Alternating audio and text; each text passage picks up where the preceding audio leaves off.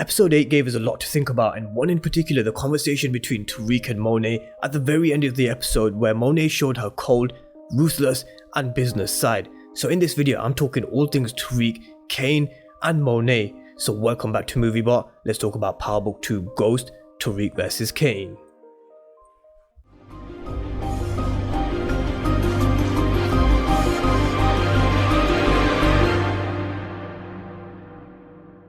So hope you're doing great and welcome back to another storyline breakdown video, this time focusing on that conversation that Tariq and Monet had at the very end of episode 8 with regards to Cane Tejada. But first, if you're new to the channel and you want to see everything Power Universe related, from episode review and recaps to storyline breakdowns or just general Power Universe news, then remember to smash the subscribe button. But before I talk about that conversation between Tariq and Monet, there was a very good point raised in one of my videos in the comment section a few days ago, and I just wanted to mention it. It kind of ties in with my video that I made last week on how Ghost's past has been haunting Tariq, and I'll link the video down below for those who may not have seen it. But it was a video based on how Tariq is going through the tough situations that Ghost had to go through, and how we're now seeing this being played out through Tariq. The bloody shirt, the similar situation between Ghost wanting Holly gone and Tariq wanting Riley gone, keeping some information from Brayden, just like Ghost used to do with Tommy. Sebastian Stern being on Tariq's case, the same way how Simon Stern was with Ghost, and the list goes on. But Bob made a very good point in one of my videos in the comment section the other day, which read, "People may not have realized this, but the guy coming for Tariq was a throwback to Pink Sneakers Woman." And this point hits the nail on the head, and it goes back to my video that I made last week on how Ghost past is now running through Tariq's story, and Pink Sneakers, Yellow Sneakers, both who wanted to kill Ghost and Tariq, and this definitely won't be the last time we see a correlation. But let's get down to business now, and that's what Monet said to Tariq at the end of episode 8, which was cold as ice. Tariq said that he couldn't trust her, and he thought that they'd sent the GTG soldier to kill him, but Monet managed to convince Tariq that it was all Cane, and if Cane comes for him, then it's the streets. It is what it is, you gotta do what you gotta do, and she won't hold anything against Tariq if he was faced with having to kill Cane, because it's the streets, and he's gotta protect himself at all times. Now Monet's character is something I want to talk about, because over the course of the season I've been saying I've been a little disappointed, but we also needed to be patient. We needed to be patient with the series, we needed to be patient with some characters, because there were a lot of new characters that were introduced into the world of Power, and it was definitely going to take time to build characters up. It was definitely going to take time for us to see what characters were about, and Monet was no different. She was one character that needed time to build, but now I feel the moves that Monet has played in the last episode, we know what Monet is all about now, and that's business. Family is important to Monet, it definitely is important. However, the conversation that Monet had with Tariq, and Monet telling Drew killing the GTG boys is the last thing this boy will ever do for this family, shows that business is business, and that will always come first, no matter whether you're blood or family or not. Now I think we'll finally see the real Monet Tejada over the next couple of episodes, and I want to see what she brings to the table, because I think her character is developing just at the right time. The show is going to get darker over these last 2 episodes, and with Cane being shut out of the Tejada household and Monet saying what she did with Tariq about killing Cane, I think we'll see even more of a ruthless side to Monet that we haven't seen yet.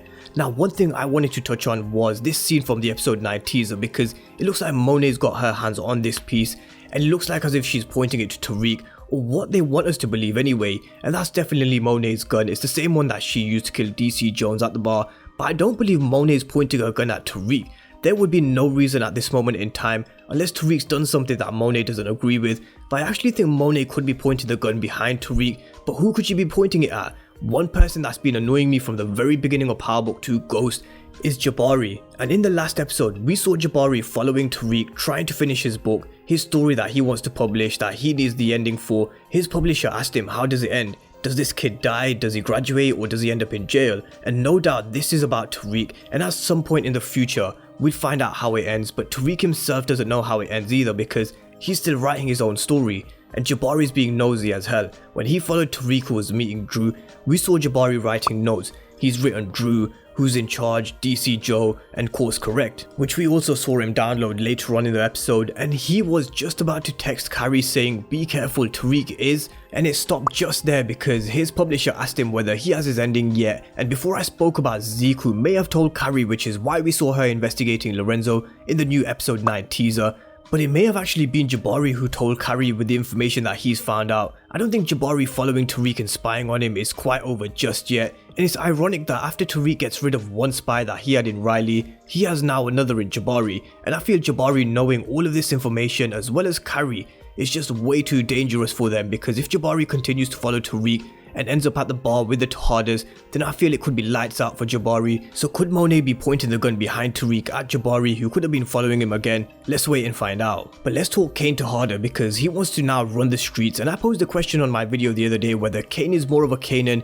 or is 2-Bit more of a Kanan, because no doubt Power are creating parallels to the original characters with Tariq and Ghost, Brayden and Tommy, so you get the gist. But a very good point was raised by Paulette Pressy, who said 2-Bit and Cane are showing Kanan qualities, but the winner to me would be 2-Bit because he has a balance with his emotions. Cane is one-sided, all emotions, which will lead to tragedy, and this comment hit the nail on the head as well with the difference between the two characters and why I think Cane's actions will lead to some sort of tragedy, because he really is all emotion, he acts on emotion, he doesn't play the game of chess, and I don't mean literally, I mean he's not a forward thinker like Kanan or Tariq, thinking 2 moves ahead. And would Kanan or 2-Bit really have left Lil Guap alive if they were in Kane's shoes? Of course not. They would have dealt with Lil Guap, and I believe this can only end in tragedy for Cane. I don't think Cane is stupid enough to seek Tariq out, because he's gonna think twice about coming for him after he believes that he was the one who dealt with and killed Bars at Stansfield. So he definitely knows he's underestimated Tariq. Well, we know he's been underestimating him from the minute Power Book 2 started, but he won't be underestimating him now, and that's why I don't think he's stupid enough to go after him again just yet. And I say just yet because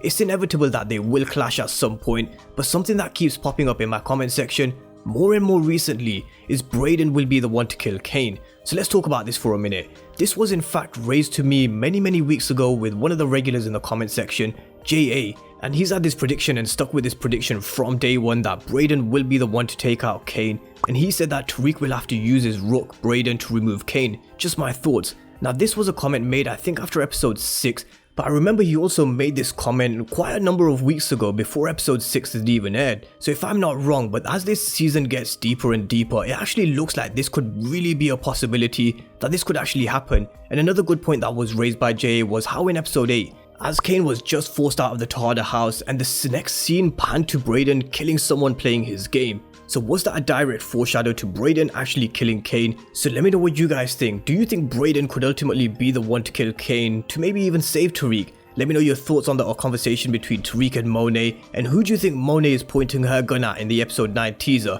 Let me know your thoughts and comments down below in the comment section, and if you're new to the channel and you haven't done so already, remember to smash the subscribe button. Thank you guys for watching, and I'll see you next time.